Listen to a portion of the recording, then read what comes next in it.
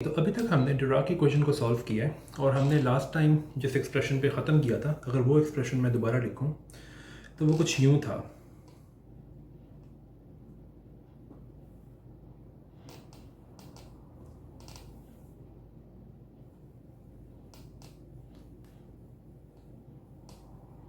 जहाँ पे एफ की वैल्यू जो है या 1 या 2 हो सकती है। अब ये एक्सप्रेशन जो है ये मैंने फ्रेम इंडिपेंडेंट फॉर्म में लिखा था, लेकिन अब अगर मैं इसको दोबारा उस अगली फॉर्म में लेके जाऊँ जो कि एनर्जी और मोमेंटम की फॉर्म में था, कुछ चीज़ें देखने के लिए, तो वो कुछ यूँ था।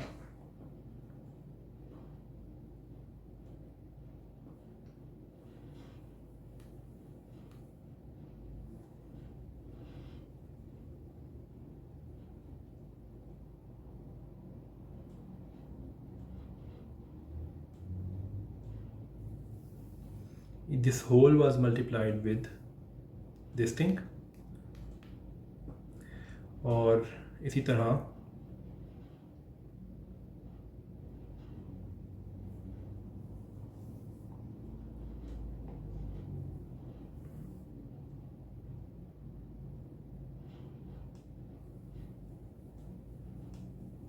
राइट। तो ये था एक्सप्रेशन एनर्जी और मोमेंटम के टर्म्स में।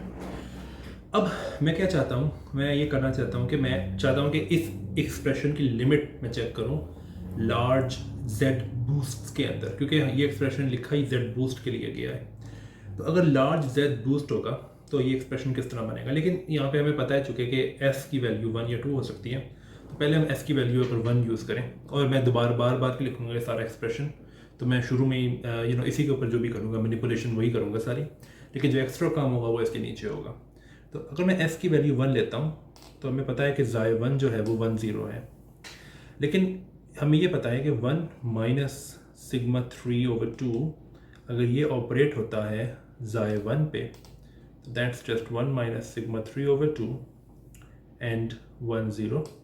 लेकिन हमें पता है कि जो सिग्मा 3 है अगर वो इस 1 0 पे ऑपरेट होगा, ओके मैं लिख देता हूँ ये, हमें पता है कि सिग्मा 3 जो है वो 1 0 पे अगर ऑपरेट हो तो it just gives 1 0 back, right. इसका मतलब ये है कि हमारे पास आंसर इसका 1 0 आएगा, राइट। इसका मतलब ये है कि 1 माइनस सिग्मा 3/2 अगर ऑपरेट होता है, सॉरी इसका 0 नहीं है आंसर, एक मिनट, या इसका आंसर हमारे पास ये आएगा 1 0 माइनस 1 0/2 यानी कि 0, राइट। क्योंकि 1 भी जब 1 0 पे ऑपरेट होगा तो वो हमें 1 0 देगा, और सिग्मा के बारे में, सिग्मा 3 के बारे में भी यही कहानी है। तो इसका मतलब ये है कि ये हमारे पास 0 देगा। बट अगर हम 1 प्लस सिग्मा 3/2 को ऑपरेट करवाएं ज़ाय 1 के ऊपर, तो it just gives us 1 0 back, जिसका मतलब है कि ये हमें ज़ाय 1 दे देगा, राइट। अब एस की वैल्यू अगर 1 रखें तो हमारे पास ऑब्वियसली यहाँ पे ज़ाय 1 बनेगा और यहाँ पे भी ज़ाय 1 बनेगा, लेकिन हम जानते हैं कि ये टर्म्स कंट्रीब्यूट नहीं करेंगी क्योंकि ये हमें 0 दे देंगी। दूसरी बात जो हमें याद रखने की ज़रूरत है वो ये है कि लार्ज, मैं इन टर्म्स को मिटा इसलिए नहीं रहा हूँ क्योंकि मैं एस की वैल्यू 2 भी रखना चाहता हूँ बाद में, वहाँ पे ये टर्म्स कंट्रीब्यूट करेंगी। खैर S1 अगर मैं रखूँ और अब मैं लार्ज बूस्ट अप्लाई करूँ अगर, तो लार्ज बूस्ट के लिए हमें ये बात याद रखने की ज़रूरत है कि लार्ज बूस्ट्स में एनर्जी और मोमेंटम ऑलमोस्ट इक्वल हो जाता है, राइट। मैथ बहुत छोटा हो जाता है एनर्जी के मुकाबले में, तो एनर्जी और मोमेंटम जो है वो ऑलमोस्ट इक्वल हो जाता है, जिसका मतलब ये है कि in large boosts and E minus E3 जो है वो अप्रॉक्सीमेटली 0 हो जाता है, और E प्लस P3 जो है वो अप्रॉक्सीमेटली 2 टाइम्स E हो जाता है, बिकॉज P3 और E जो है वो इक्वल हो जाते हैं ऑलमोस्ट, राइट। तो इसका मतलब ये है अगर ये दोनों चीज़ें होती हैं तो ये जो टर्म है जिसके अंदर E माइनस P3 है वो 0 हो जाएगी। इसका मतलब है कि ऊपर वाले चेंबर में कुछ भी नहीं बचा, तो वहाँ पर 0 0 हो जाएगा। तो हमारे पास जो बचा है अभी तक वो ये है S1 रख के यहाँ मैं लिख सकता हूँ लार्ज बूस्ट, ऊपर वाले चेंबर में हमारे पास कुछ भी नहीं बचा तो 0 0, और नीचे वाले चेंबर में हमारे पास एक और चीज़ आप देख सकते हो कि हमारे पास सिर्फ एक चीज़ बची है, वो है ये। लेकिन हमने देखा था कि 1 + σ3/2 जब अप्लाई होता है xi1 पे तो वो xi1 देता है हमें, राइट। तो इसीलिए हमारे पास नीचे वाले चेंबर में जो बचा है वो 2 टाइम्स ई की स्क्वायर रूट, क्योंकि ये चीज़ जो है ये 2 टाइम्स ई का स्क्वायर रूट हो जाएगा, जैसे कि मैंने अभी यहाँ पे लिखा ये, तो वो हम बाहर निकाल लेते हैं। तो हमारे पास कुछ यूँ बचेगा 1 0। मैंने xi1 का एक्सप्लिसिट एक्सप्रेशन लिखा है 1 0। ओके, अब आप एक चीज़ देख सकते हो कि ऊपर वाले कंपोनेंट में कुछ भी नहीं बचा, 0 0 है। अगर आपको याद हो तो मैंने डिराक स्पिनर के बारे में बात करते हुए ये कहा था कि ऊपर वाले 2 कंपोनेंट्स जो हैं उनको हम लेफ्ट हैंडेड स्पिनर कहते हैं, जो कि टू कंपोनेंट स्पिनर्स होते हैं, और नीचे वाले 2 कंपोनेंट्स जो हैं वो राइट हैंडेड स्पिनर्स हैं। तो यहाँ पे हुआ ये है कि लेफ्ट हैंडेड कंपोनेंट में कुछ भी नहीं है, 0 0 है, यानी कि ये 2 जो हैं ये लेफ्ट हैंडेड कंपोनेंट्स होते हैं। यहाँ पे कुछ भी नहीं बचा। राइट हैंडेड कंपोनेंट्स में हमारे पास एक नॉन ज़ीरो वेक्टर है, वेक्टर नहीं कहना चाहिए, कंपोनेंट्स हैं जो कि ये हैं। तो ये दरअसल रिलेटेड है एक और चीज़ है जिसकी बात मैं पहले कर चुका हूँ। मैंने ये कहा था कि अगर हमारे पास मैथ 0 हो, राइट, तो मैथ 0 में हमारे पास जो डिराक इक्वेशन है वो वाइल इक्वेशंस बन जाती हैं। ये मैंने कुछ वीडियोस पहले बात की थी, और ये मैंने दिखाया था कि वाइल इक्वेशंस में लेफ्ट हैंडेड और राइट हैंडेड स्पिनर्स जो हैं वो इंडिपेंडेंट होते हैं। लार्ज बूस्ट्स का मतलब ये है कि mass is almost zero as compare to energy. तो लार्ज बूस्ट्स के केस में जो कोई भी मैसिव पार्टिकल होगा वो मैसलेस पार्टिकल की तरह एक्ट करेगा, और that's why the left handed spinner is just zero. You can set it to zero, but right handed spinner is not zero. So यहाँ पे लेफ्ट हैंडेड और राइट हैंडेड स्पिनर्स जो हैं वो इंडिपेंडेंट हो गए हैं। बट आप ये क्वेश्चन पूछ सकते हो कि s = 1 की इंटरप्रिटेशन क्या है, s = 1 का क्या मतलब है, xi1 का क्या मतलब है, और अभी मैंने xi2 की बात करनी है, तो xi2 का मतलब क्या होगा। वेल, इसकी बात मैं करूँगा जब मैं एंगुलर मोमेंटम कैलकुलेट करूँगा डिराक पार्टिकल्स का, वहाँ पे ये बात बहुत क्लियर हो जाएगी कि जो s लेबल है वो स्पिन से रिलेटेड है। यहाँ पे मैं बात करूँगा तो आई थिंक वो प्रीमेच्योर बात होगी। खैर, हम यही बात अगर s = 2 के लिए करें तो लेट्स सी कि क्या बनता है।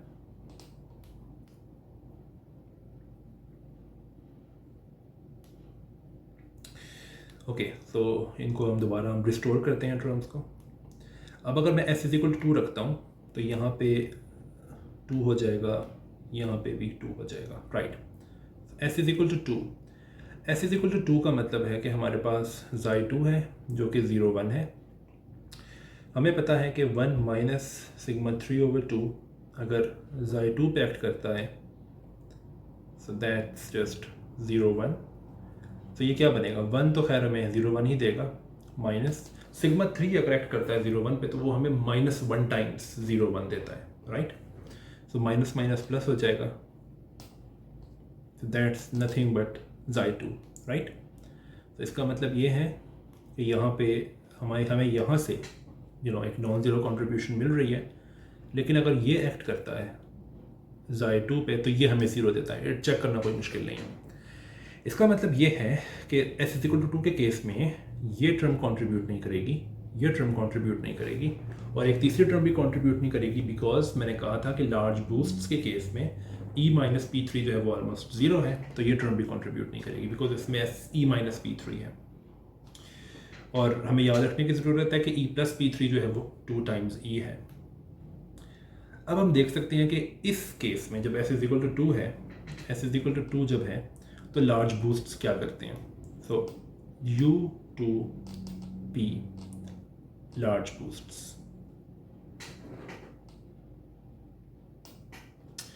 सो अब हमारे पास नीचे वाले कंपोनेंट में, नीचे वाले चेंबर में कुछ नहीं बचा।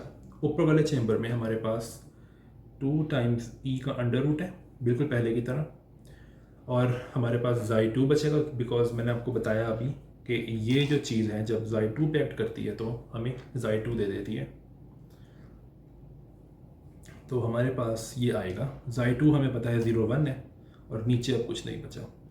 तो अब आप देख सकते हो कि यहाँ पे हमारे पास लेफ्ट हैंडेड कंपोनेंट में, यानी कि ऊपर वाले 2 कंपोनेंट्स जो हैं, लेफ्ट हैंडेड चेंबर कहना चाहिए मुझे, ये जो कंपोनेंट हैं 2 ऊपर वाले, या फिर ये चूँकि पता है हमें कि ये लेफ्ट हैंडेड कंपोनेंट्स हैं, और ये राइट हैंडेड कंपोनेंट्स हैं। तो लेफ्ट हैंडेड कंपोनेंट्स में हमारे पास नॉन ज़ीरो कॉन्ट्रीब्यूशंस हैं, नॉन ज़ीरो कंपोनेंट्स हैं, लेकिन राइट हैंडेड चेंबर के अंदर हमारे पास बिल्कुल ज़ीरो है। तो अगेन यहाँ पे हमें दिखता है कि लेफ़्ट और राइट हैंडेड कंपोनेंट्स जो हैं वो इंडिपेंडेंट हैं एक दूसरे के, अगर हम लार्ज बूस्ट्स की बात करें, बिकॉज लार्ज बूस्ट्स की लिमिट में पार्टिकल्स जो हैं वो बिल्कुल मैसलेस पार्टिकल्स की तरह एक्ट करते हैं।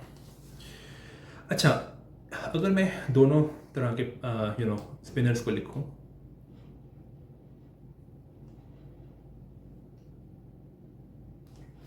तो अगर मैं ये दोनों तरह के स्पिनर्स को लिखूं तो U1 का एक्सप्रेशन कुछ यूं है,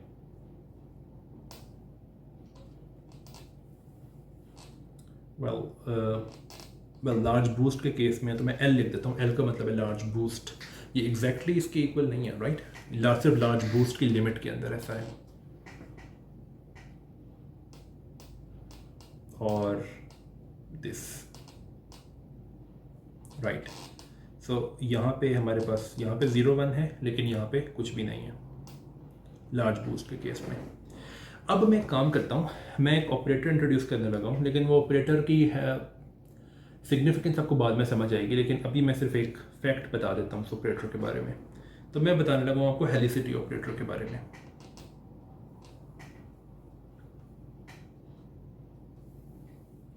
हेलिसिटी ऑपरेटर को हम H से रिप्रेजेंट करते हैं और इसकी डेफिनेशन जो है वो ये है, PJ हैट, यानी कि मोमेंटम की जेथ डायरेक्शन, लेकिन उस डायरेक्शन में यूनिट वेक्टर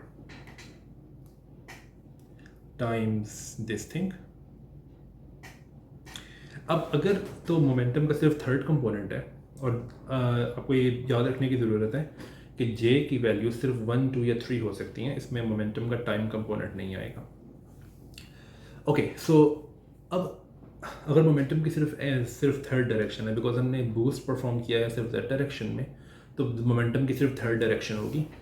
तो if momentum vector is just P3 into that direction, तो हेलिसिटी ऑपरेटर जो है वो कुछ यूँ बनेगा 1/2 सिग्मा 3 0 0 सिग्मा 3। अब हम इस ऑपरेटर की आइगन वैल्यूज़ कैलकुलेट कर सकते हैं किन आइगन वेक्टर्स के लिए। ये जो हमारे पास दो स्पिनर्स हैं इनके लिए। लेट्स सी कि हमारे पास क्या आंसर आता है। सो अगर मैं H को अप्लाई करूं U1 पे, तो हमारे पास आता है 1/2 सिग्मा 3 0 0 सिग्मा 3, और U1 जो है उसका एक जो एक्सप्रेशन है वो कुछ यूँ है 0 0 1 0। ओके, तो ये हमारे पास आता है 1/2 times square root of this thing. अब सिग्मा 3 जो है वो ये वाला सिग्मा 3 ये 0 0 से मल्टीप्लाई होकर हमें 0 देगा। तो अभी भी हमारे पास ऊपर वाले कंपोनेंट में कुछ नहीं आ रहा, ऊपर वाले दो कंपोनेंट्स में 0 0, लेकिन जो नीचे वाला सिग्मा 3 है वो 1 0 से मल्टीप्लाई होकर हमें 1 0 दे देगा। सो this is just 1/2 times U1P। इसका मतलब है कि ये जो है इसके इक्वल है। इसका मतलब है कि U1P की जो हेलिसिटी आइगन वैल्यू है, और इसको सिर्फ हम हेलिसिटी कहते हैं कि U1 की हेलिसिटी जो है वो 1/2 है। मैं एक्सरसाइज देता हूँ एक आपको, ताकि आप को थोड़ी प्रैक्टिस हो ये कैलकुलेट करने की। यू कैन चेक कि हेलिसिटी की जो आइगन वैल्यू U2 के लिए है वो -1/2 है, राइट। और इसके लिए आपको ये जानने की ज़रूरत है कि सिग्मा 3 को अगर हम 1 0 पे ऑपरेट करें तो यू गेट -0 1 या। अब आप ये देख सकते हो कि एक हमने ऐसा ऑपरेटर निकाल लिया है जो कि एक तरह से डिफ्रेंशिएट कर सकता है U1 और U2 में। अब हमें ये पता है कि जो U1 है उसमें लेफ्ट हैंडेड कंपोनेंट्स तो हैं ही नहीं बिल्कुल, राइट, और जो U2 है उसमें राइट हैंडेड कंपोनेंट्स नहीं हैं। सो आप एक तरह से ये कह सकते हो कि हेलिसिटी की वैल्यू जो है वो डिटरमिन कर सकती है कि एक पर्टिकुलर स्पिनर के अंदर कौन से कंपोनेंट्स नहीं होंगे। 1/2 यहाँ पे ये हो रहा है कि 1/2 जिसकी हेलिसिटी है वो लेफ्ट हैंडेड कंपोनेंट्स उसमें नहीं है, और जिसकी हेलिसिटी जो है वो -1/2 है उसमें राइट हैंडेड कंपोनेंट्स नहीं है। कई दफ़ा हेलिसिटी की जो डेफिनेशन है उसको चेंज किया जाता है। उसमें कई दफ़ा हेलिसिटी की डेफिनेशन को लोग माइनस के साथ करते हैं, लेकिन मैंने इस तरह नहीं किया। उसमें फिर हेलिसिटी की जो आइगन वैल्यूज़ हैं वो ऑब्वियसली फ्लिप कर जाएंगी, राइट। खैर, इनके बारे में मैं ज़्यादा बात नहीं करूँगा, मैं तब बात करूँगा राइट हैंड और लेफ्ट हैंडेड स्पिनर्स की इंटरप्रिटेशन के बारे में जब मैं स्पिन कैलकुलेट कर चुका हूँ, या फिर एंगुलर मोमेंटम, जैसे कि मैंने पहले कहा कि मैं एंगुलर मोमेंटम जब कैलकुलेट कर चुका हूँ डिराक स्पिनर्स का। लेकिन अभी मैं इसके बारे में बात नहीं करूँगा। अब मैं एक और टॉपिक के बारे में जब बात करना चाहता हूँ, और वो है नॉर्मलाइजेशन कंडीशंस।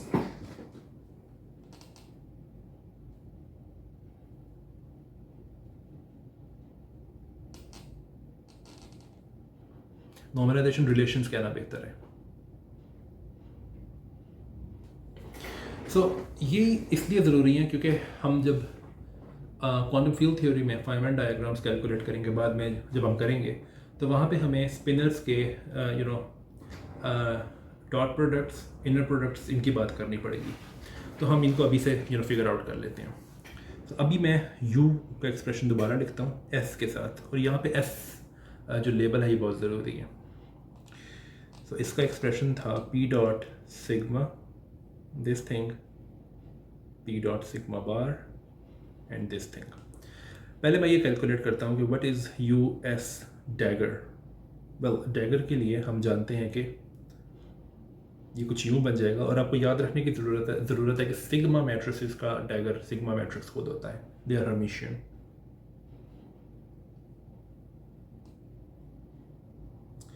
लेकिन यहाँ पे अब मैं एक काम करता हूँ कि मैं ये कैलकुलेट करता हूँ।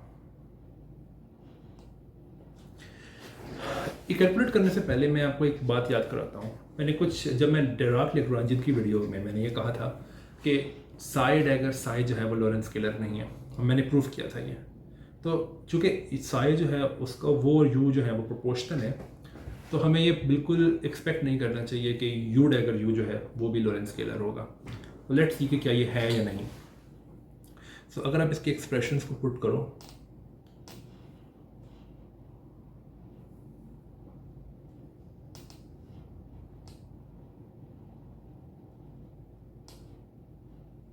सॉरी यहाँ पे S नहीं है, R है।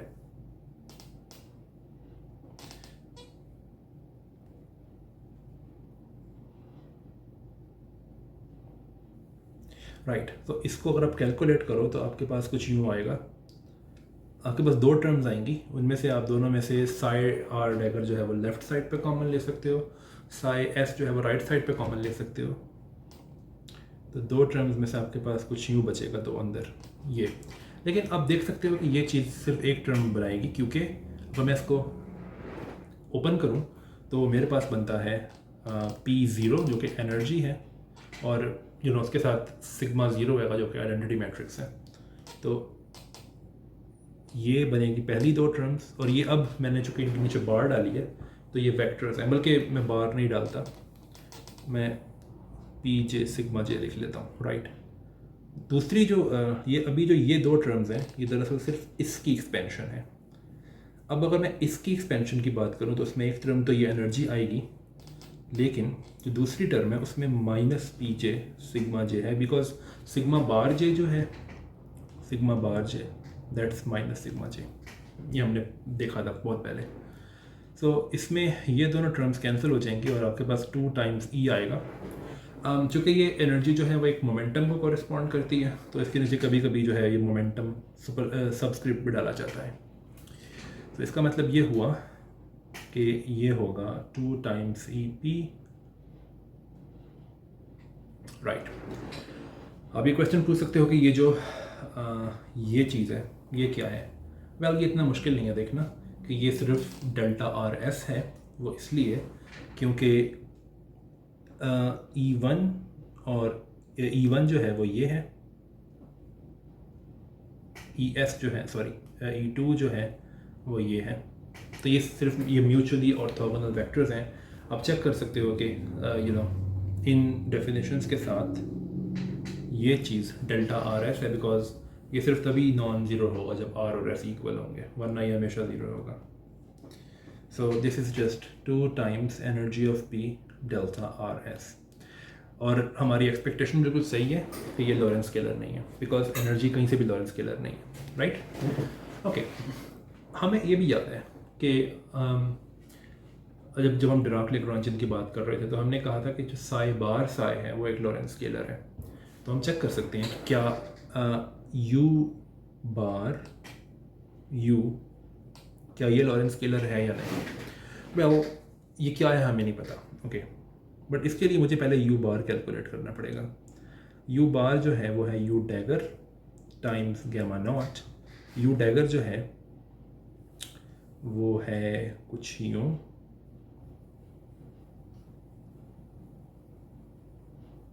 राइट, ये यू डैगर है, और गैमा नॉट जो है वो ये है। ये अगर आप मल्टीप्लाई करते हो तो ये सिर्फ रिप्लेस कर देता है पहली और दूसरी टर्म को, पहले और दूसरे कंपोनेंट को कहना चाहिए मुझे, राइट। सो अब आप यू बार यू कैलकुलेट कर सकते हो। सो वो कुछ यूँ आता है,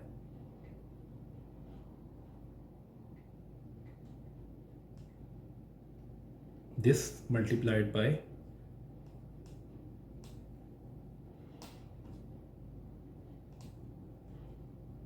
दिस, और ये बनता है 2 times square root of P plus sigma, sorry P dot sigma, right. इसके लिए हमें ये जो स्क्वायर रूट के नीचे ये कैलकुलेट करने की ज़रूरत है। तो ये क्या होगा, let's calculate that. So what is P dot sigma times P dot sigma bar. Well ये इसके इक्वल है, सॉरी, और ये इसके इक्वल है, बट ये क्या है। Well actually it turns out कि हमें ये, इट टर्न्स आउट करने की भी ज़रूरत नहीं है मुझे, ये इतना आसान है देखना कि ये हमें पूरा कैलकुलेट करने की ज़रूरत नहीं है। हमें सिग्मा म्यू सिग्मा बार न्यू कैलकुलेट करने की ज़रूरत नहीं है। हमें पता है कि चूँकि यहाँ पे ये जो मोमेंटम वाला पार्ट है, ये वाला, ये न्यू और म्यू में सिमेट्रिक है, तो हमें सिर्फ सिमेट्रिक पार्ट कैलकुलेट करने की ज़रूरत है सिग्मा म्यू सिग्मा न्यू बार की। तो सिमेट्रिक पार्ट क्या होगा इसका, सिमेट्रिक पार्ट को हम यूँ रिप्रेजेंट करते हैं इन ब्रैकेट्स के साथ, इसका मतलब है सिमेट्रिक पार्ट। और इसकी डेफिनेशन सिमेट्रिक पार्ट की क्या होती है, वो ये होती है, राइट। सो लेट्स सी कि ये सिमेट्रिक पार्ट क्या है, और ये कैलकुलेट करना इतना मुश्किल नहीं है। मैं इसमें आइडेंटिटी कोड करूँगा, आप उस आइडेंटिटी को देख सकते हो किसी भी क्वांटम मैकेनिक्स की बुक में।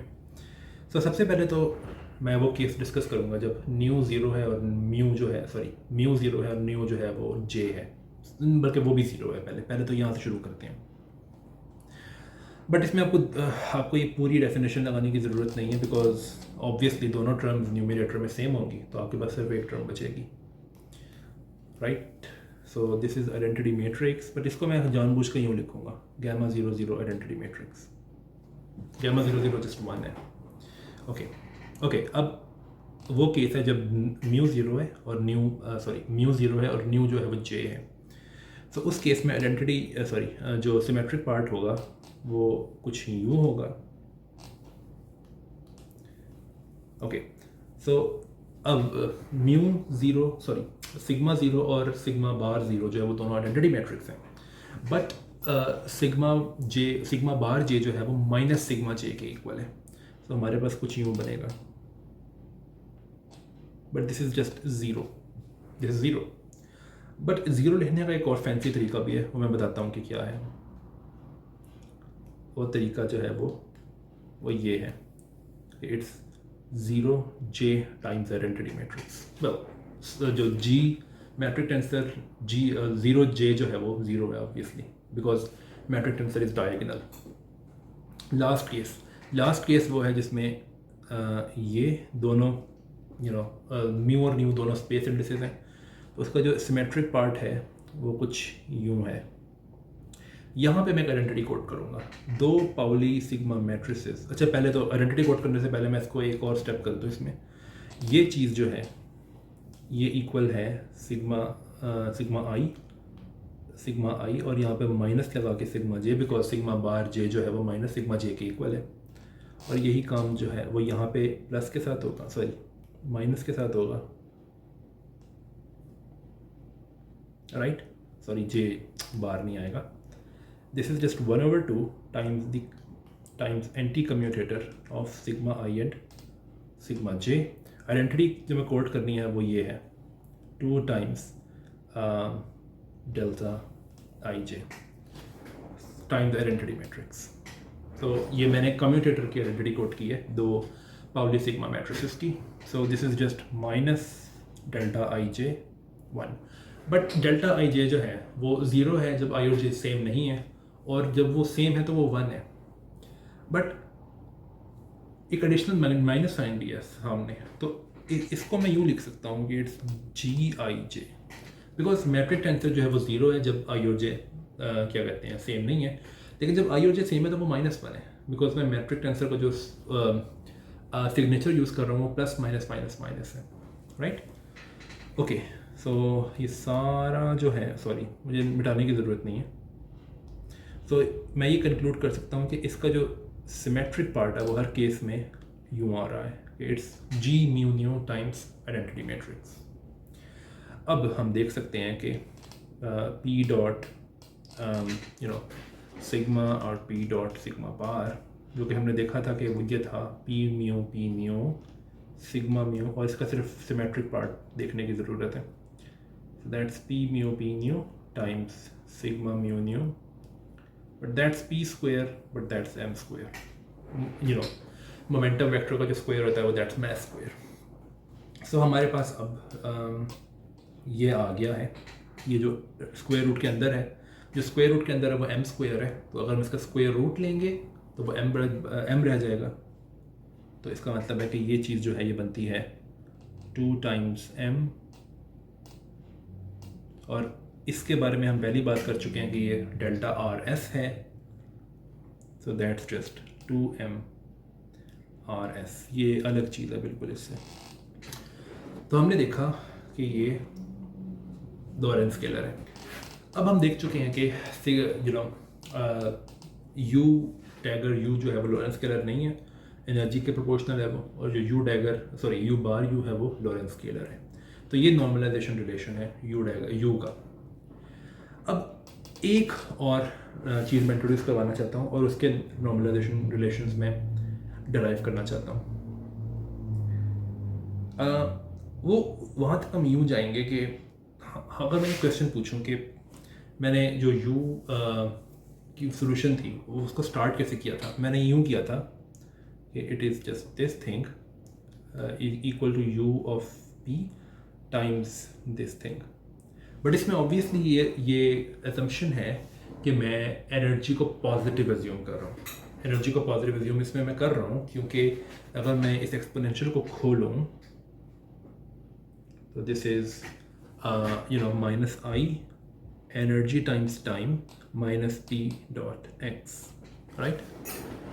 लेकिन अगर मैं ऐसी सोल्यूशन लेता u ऑफ एक्स इज़, अब मैं यू नहीं psi of X is equal to, अब मैं यू नहीं यूज़ करूँगा, मैं एक नई सोल्यूशन की बात करना चाहता हूँ, तो मैं इसमें v यूज़ करूँगा। v को लिखने का तरीका मेरा यू होगा, यू, ताकि मैं इसको u से डिफ्रेंशिएट कर सकूँ। तो ऑब्वियसली इस वाले सोल्यूशन में मैं नेगेटिव एनर्जी एज्यूम कर रहा हूँ, राइट। तो अगर मैं इस तरह की इक्वेशन पे बात करता, इस तरह की सोल्यूशन की बात करता, तो मेरी जो सोल्यूशन आती, जो कि यू के केस में हम जानते हैं कि क्या आई थी, तो कितनी कैसे चेंज होती वो। वेल हमें सारा कुछ करने की ज़रूरत नहीं है, वो जो हमने यू के लिए किया था, लेकिन हम 1-2 स्टेप करके समझ सकते हैं कि क्या चेंज आना चाहिए। और वो स्टेप्स कुछ यूँ हैं कि अगर मैं डिराक की इक्वेशन दोबारा लिखूँ और साए के लिए यही एक्सप्रेशन जो है वो पुट करूँ, अब हम देख सकते हैं कि डेरिवेटिव की वजह से हमारे पास आई दिस ये आएगा, और अगेन एक्सपोनेंशियल 0 नहीं होता तो मैं इसको ड्रॉप कर दूंगा, और minus this thing and this thing. तो ये जो इक्वेशन है ये नेगेटिव एनर्जी सॉल्यूशंस के लिए सही है। अब मैं दोबारा वही काम करता हूँ कि मैं रेस्ट फ्रेम में जाता हूँ। तो रेस्ट फ्रेम में अगर मैं जाऊँगा तो मोमेंटम जो है वो ये हो जाएगा, राइट। इसका मतलब अगेन ये है sorry plus m times identity matrix. Just ये बिल्कुल पहले की तरह है, तो मैं इसकी जल्दी जल्दी स्टेप्स कर रहा हूँ। राइट, m को मैं बाहर निकाल सकता हूँ, लेकिन मैं इसको ड्रॉ राइट हैंड साइड पे डिवाइड कर सकता हूँ, तो m ख़त्म हो जाएगा। तो it's just gamma plus identity matrix times, अब जिस तरह मैंने u ऑफ p के लिए a और b एज्यूम किए थे, यहाँ पे भी मैं a और b एज्यूम करता हूँ, दिस इज़ ज़ीरो। अब अगर मैं मैट्रिक्स फॉर्म लिखूँ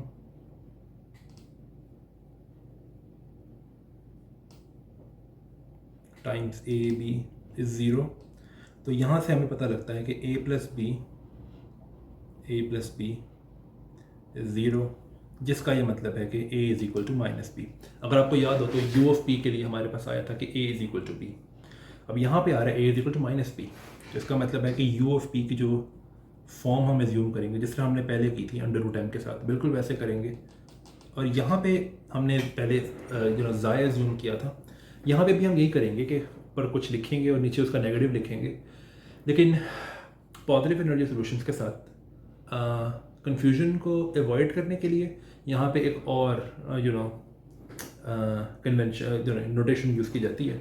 यहाँ पे हम लिखते हैं ईटा, और ये रेपिडिटी से कोई ताल्लुक़ नहीं है इसका, ये सिर्फ एक नया क्या कहना चाहिए नया टू कंपोनेंट स्पिनर है, दैट्स इट। तो यहाँ पे आएगा नेगेटिव ऑफ ईटा, क्योंकि a is equal to minus b है अब हमारे पास। अब इसको भी हम बिल्कुल वैसे बूस्ट लगा के इसकी फॉर्म निकाल सकते हैं आर्बिट्ररी रेफरेंस फ्रेम में, बिकॉज ये रेस्ट फ्रेम में है। लेकिन आपको ये जानने की ज़रूरत है कि जो जो ऑपरेटर मल्टीप्लाई हमारे पास u से हुआ था, जब हमने u को ट्रांसफॉर्म किया था रेस्ट फ्रेम से किसी और z डायरेक्शन में बूस्टेड फ्रेम के लिए, तो वही ऑपरेटर यहाँ पे भी अप्लाई होगा, राइट। सो हमने किया ये था कि हमारे पास स्टार्ट में u था रेस्ट फ्रेम में, r का मतलब है रेस्ट फ्रेम, हमारे पास वो आया था u, ठीक है। फिर हमने इसको बूस्ट उस पर अप्लाई किया, तो वो बन गया कुछ यूं,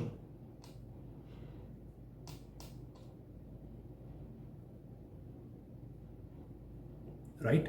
लेकिन आप इसको यूं देख सकते हो कि ये दरअसल अप्लाई हुआ है इस पर ये मैट्रिक्स, और ये मैट्रिक्स हमने पिछली वीडियो में देखा भी था कि ये मैट्रिक्स अप्लाई हो रहा था। ये मैट्रिक्स दरअसल अप्लाई हुआ था u पे, राइट। तो ये दरअसल u है, सॉरी ये दरअसल u है रेस्ट फ्रेम वाला। मैं कह ये रहा हूँ कि यही मैट्रिक्स, ये पूरे का पूरा मैट्रिक्स इस नेगेटिव एनर्जी सोल्यूशन पे भी अप्लाई होगा, और जब ये होगा अप्लाई नेगेटिव एनर्जी सोल्यूशन पे, तो हमारे पास negative energy solution arbitrary reference frame में जो आएगा वो ये है।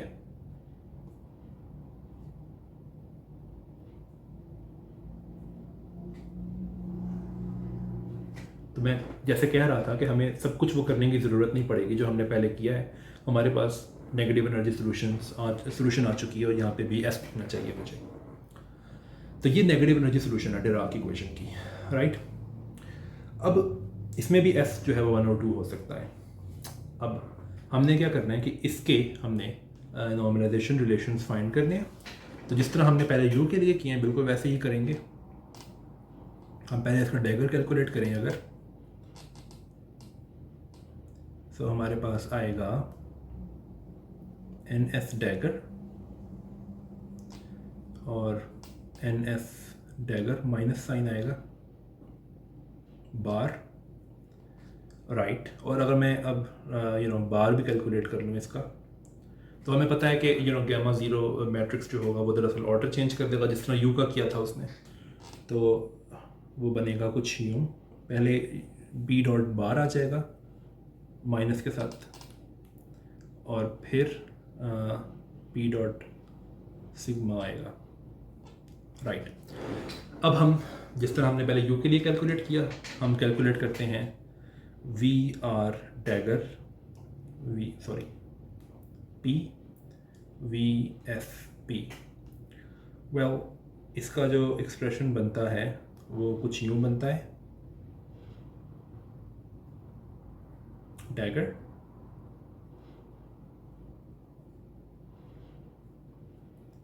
ये मल्टीप्लाई हो रहा है इससे, सॉरी माइनस भूल गया मैं यहाँ पे, राइट। सो ये बिल्कुल पहले की तरह है और आप बिल्कुल पहले वाले स्टेप्स करके देख सकते हो कि this is nothing but 2 times E P times this thing, जहाँ पे अगेन आपको याद रखने की ज़रूरत है this is nothing but a 2 component spinner, तो ये भी बिल्कुल वैसे ही है। इसमें भी ऐसा ही है कि गैमा 1 जो है वो, सॉरी ईटा 1 जो है वो 1 0 है, यानी कि ईटा 1 जो है वो 1 0 है और ईटा 2 जो है वो 0 1 है। ये सिर्फ 2 चॉइसेस हैं इस 2 कंपोनेंट स्पिनर के लिए। ओके, अब हम अगर कैलकुलेट करें ये सॉरी पी, तो लेट्स सी कि ये क्या बनता है।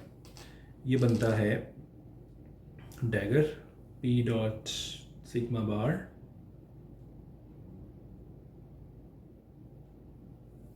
this thing multiplied with p dot this thing minus p dot this thing। और अब अगर हम याद करें, अभी हमने जो आइडेंटिटी डिराइव की थी कुछ देर पहले, हमने डिराइव किया था कि p dot sigma into P dot sigma bar is just m square. तो ये अगर हम आइडेंटिटी यूज़ करें तो ये वाला एक्सप्रेशन जो है ये बनता है माइनस 2 टाइम्स, सॉरी चलो इसको मैं सारे स्टेप्स कर देता हूँ इसके। So it's m plus m this thing, but this is nothing but minus 2m right this, right जो कि पहले वाले स्टेप्स हैं। तो यहाँ पे आप देख सकते हैं कि v बार v जो है वो भी लॉरेंट स्केलर है। जो लास्ट इंटरेस्टिंग नॉर्मलाइजेशन रिलेशंस हैं वो दरअसल u और v के दरमियान है। So let's try to calculate u dagger, sorry u bar और and v s p। So u bar जो है वो बनता है this thing and sorry s नहीं है r है, मल्टीप्लाइड विद सॉरी ये u है और ये v है, ये क्लियर होना चाहिए बहुत। दूसरा वाला v है, पहले वाला u है। v जो है वो ये है माइनस, राइट। अब इसको कैलकुलेट करने के लिए हम देख सकते हैं कि अगेन हम ज़ाय आर डैगर दो टर्म्स आएंगी इसमें, दोनों टर्म से बाहर निकाल सकते हैं लेफ्ट हैंड साइड से। तो हमारे पास अंदर जो बनेगा वो बनेगा p dot this thing multiplied by this thing, इसका स्क्वायर रूट। ये पहली टर्म में आ रहा है, लेकिन दूसरी टर्म में भी एग्जैक्ट सेम चीज़ आ रही है और हम राइट साइड से, आई थिंक पहले मैंने राइट साइड से कह दिया गलती से, लेफ्ट साइड से हम ज़ाय आर थीटा को बाहर निकाल सकते हैं, राइट साइड से ईटा एस को हम बाहर निकाल सकते हैं, but this is just zero, this is zero, right. इसका मतलब है कि u r bar p v s p is just zero. तो ये बहुत इंपॉर्टेंट नॉर्मलाइजेशन रिलेशन है u और v के दरमियान। बट यहाँ पे केयरफुल होने की ज़रूरत है, बिकॉज अगर मैं ये कैलकुलेट करूँ u r dagger p v f p, तो ये क्या आता है? ये आता है, अच्छा यहाँ पे मैंने एक चीज़ को अभी तक मुझे करने की ज़रूरत नहीं पड़ी, पहले मैं उस चीज़ को एंटरटेन कर दूँ कि ये और ये दो डिफरेंट तरीके हैं सेम चीज़ को लिखने के। तो जैसे कि आप जानते हैं कि ये और ये दोनों इक्वल हैं इसके, और ये दोनों इक्वल हैं इसके, लेकिन इनको डिफरेंट इसके लिखा जाता है कि ऐसा हो सकता है कि हम पॉजिटिव एनर्जी सॉल्यूशंस के लिए डिफरेंट चॉइस ले लें और नेगेटिव एनर्जी सॉल्यूशंस के लिए डिफरेंट चॉइस ले लें। तो इसलिए ज़ाय और ईटा दो अलग अलग हम यहाँ पे सिंबल्स यूज़ कर रहे हैं, क्योंकि ये हमेशा सेम नहीं होते। हमेशा सेम नहीं होते का मतलब ये है कि जो चॉइस हम स्पिनर्स की पॉजिटिव एनर्जी सोल्यूशन के लिए लेंगे और जो चॉइस हम नेगेटिव एनर्जी सोल्यूशंस के लिए लेंगे वो सेम नहीं होगी। लेकिन ये हैं, अगर इनके एस जो इनके ऊपर एस होता है अगर वो सेम हो तो ये इक्वल है। इसका मतलब ये है कि psi dagger R multiplied by this is again, तो ये पहले हमें ज़रूरत नहीं पड़ी थी बिकॉज सब कुछ कट के ज़ीरो हो गया था, लेकिन अब हमें ज़रूरत पड़ेगी। सो अब मैं ये कैलकुलेट करता हूँ। U are dagger p, sorry ये वी है, वी एस पी। सो ये बनता है this thing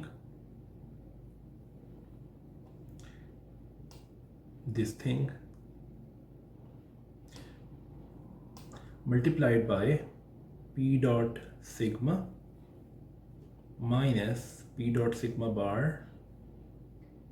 like this, right? तो ये बनता है this thing p dot sigma minus p dot sigma bar। अब आपको ये देखने की ज़रूरत है कि ये जो ब्रैकेट के अंदर चीज़ आ रही है वो ज़ीरो नहीं है।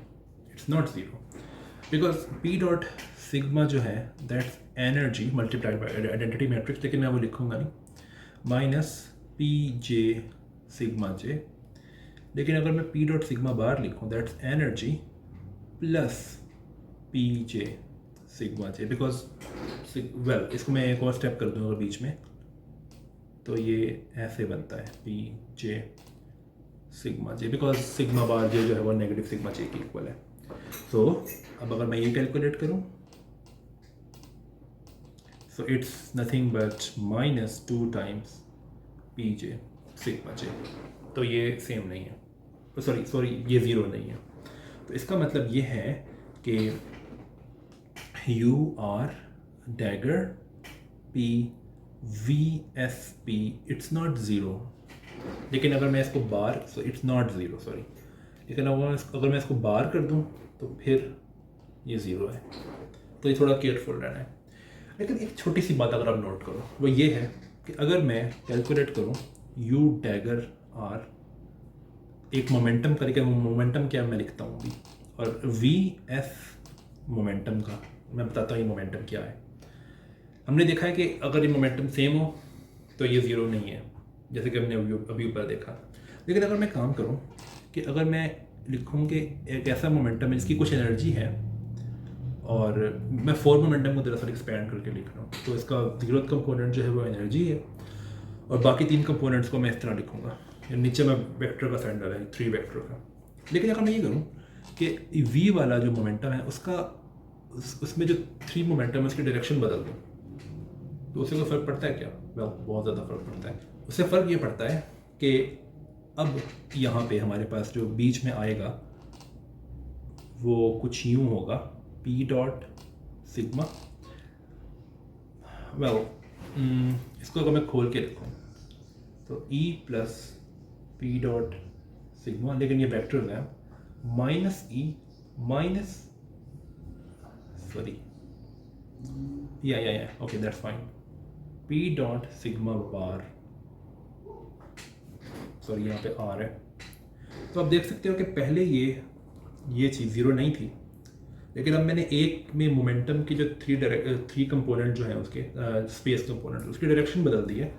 तो अब आप देख सकते हो कि ये जो ब्रैकेट के अंदर आ रहा है ये ज़ीरो है, राइट, क्योंकि एनर्जी तो इससे कट गया और एक्चुअली ये भी इससे कट गया बिकॉज जब मैं इसका ये जो है सिग्मा बार, जब मैं इसका बार ख़त्म करूँगा तो ये मुझे एक एडिशनल नेगेटिव साइन देगा जो कि मैं यहाँ रख सकता हूँ, इसको प्लस बना सकता हूँ माइनस को, और ये फिर कैंसिल हो जाएगा, तो ये ज़ीरो है, राइट। तो ये जो मैंने ऊपर u और v लिखे हुए हैं, अगर मैं इसमें एनर्जी को छुपा लूँ क्योंकि एनर्जी तो अंडरस्टूड दोनों की सेम है, और मैं सिर्फ मोमेंटम लिखूँ दोनों का, तो मैं ये लिख सकता हूँ कि यू आर डैगर p, लेकिन ये बार का मतलब है कि मैंने 3 मोमेंटम लिखा है, ये जो बार मैंने लगाई है नीचे यहाँ पे, एंड यू कह रहा हूँ ये v है माइनस p, तो मैंने दूसरे वाले मोमेंटम की जो स्पेस कंपोनेंट्स हैं उनको रिवर्स कर दिया, तो दिस इज़ ज़ीरो, राइट। तो ये थोड़ा कंफ्यूजिंग लग सकता है लेकिन इतना है नहीं। तो मैं अगर समराइज़ करूँ तो यू डैगर आर पी, यहाँ पे मैंने बार नहीं लगाई तो मैं फोर मोमेंटम की बात कर रहा हूँ। यू एस, सॉरी यू कह रहा हूँ, V S P, this is zero. U R P V S P, well it's not zero, sorry bar नहीं, dagger V, okay. But U dagger R P, और इसमें एनर्जी दोनों की same होगी तो मैं एनर्जी लिख ही नहीं रहा, ये सिर्फ 3 वेक्टर है। V S minus P, this is zero. तो ये हैं वो नॉर्मलाइजेशन रिलेशंस जिनकी मैंने बात करनी थी। आई होप के you know they are not confusing, actually they are not confusing, start में लग सकते हैं लेकिन है नहीं एक्चुअली। सो इनके बाद हम स्पिन सम्स की बात अब करेंगे। स्पिन सम्स जो हैं वो बहुत ज़रूरी हैं यू नो उसमें क्वांटम इलेक्ट्रोडायनामिक्स की कैलकुलेशंस में। अब देखोगे कि क्वांटम इलेक्ट्रोडायनामिक्स की कैलकुलेशंस जो हैं उसके अंदर कई दफ़ा हम ऐसी सिचुएशन में आ जाते हैं जब हमने स्पिन्स के ऊपर सम करने होते हैं या स्पिन्स के ऊपर एवरेज करना होता है, तो उसमें स्पिन सम्स का एक फार्मूला जो है वो यूज़ होता है। तो स्पिन सम्स के फार्मूले को और डिराक बाइलिनियर नाम के एक टॉपिक को ये हम नेक्स्ट वीडियो में देखेंगे।